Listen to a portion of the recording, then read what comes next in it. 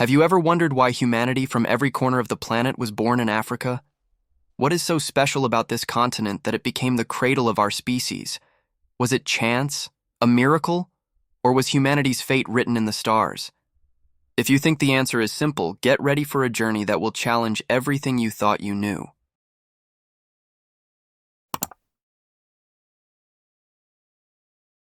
Millions of years ago, Africa was more than just a continent. It was a vast laboratory where nature tested its own laws, its own rules. And it was there, in a landscape of extremes and contrasts, that life was given a unique opportunity to evolve. But what made Africa the ideal stage for the birth of humanity? Out of every place on Earth, why did this continent become the cradle of our species? To understand this story, we need to go much further back in time, long before the first humans, to the age of primates, when we still shared the planet with the last dinosaurs. Let's begin our journey.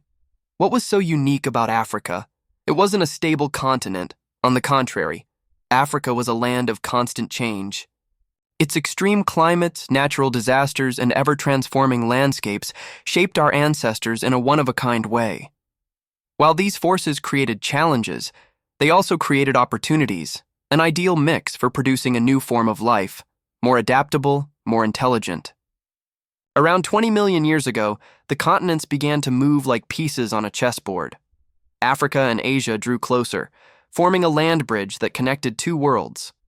And at that moment, the ancestors of the great apes, who had originally evolved in Asia, migrated into Africa, crossing this new passage. And there, on African soil, they began to thrive.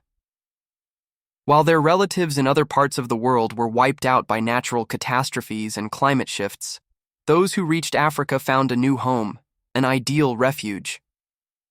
Africa became the stage for the evolution of the first hominins, beings who would eventually become what we are today. With primates established in Africa, evolution took an unexpected turn. The continent kept changing. Dense forests turned into open savannas, rivers vanished, and new mountains rose. The environment was unforgiving, but perfect for experimentation. Only the most adaptable would survive. This new world demanded radical change. Some primates had to leave the trees and venture onto the ground, and that's where the first hominins appeared, such as Sahelanthropus tchadensis, a creature with a small brain, but one that began taking the first steps toward bipedalism. Not fully upright yet, but already showing a more vertical posture. Bipedalism became one of evolution's greatest breakthroughs.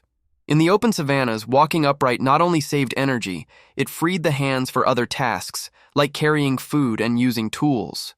And with that, evolution moved closer to what we are today. Between 4 and 2 million years ago, the Australopithecines appeared, like the famous Lucy. With skeletons adapted for bipedal walking, these hominins stood out for their resourcefulness. Even without sophisticated tools, they likely used sticks and bones to hunt and defend themselves.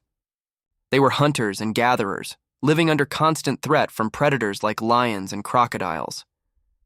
But the relentless pressure to survive pushed them to cooperate and develop a more social, organized way of life. Africa, with all its challenges, became the school where humanity was forged. Next came Homo habilis, another key milestone. With a larger brain than its predecessors, it began crafting the first stone tools, an enormous leap in adaptation and survival. But the greatest evolutionary jump arrived with Homo erectus, an early human who conquered the world. It left Africa and spread across Asia and Europe, but its roots were still African, where it began mastering fire and developing more advanced technologies. And so, over millions of years, Africa remained the epicenter of human evolution. With the rise of Homo sapiens, our species finally took shape. We were the first to create art, exchange culture, and build complex social networks. Yet even as our genetics spread across the planet, the deepest roots of our evolution remain in Africa. It is without a doubt the cradle of humanity, the place where it all began. And that leads to an important question. What if humanity had been born on another continent? How different would our story be? Would we have the same capacity for adaptation and innovation? Or would we be a specialized species confined to a single environment? Africa didn't just give us life.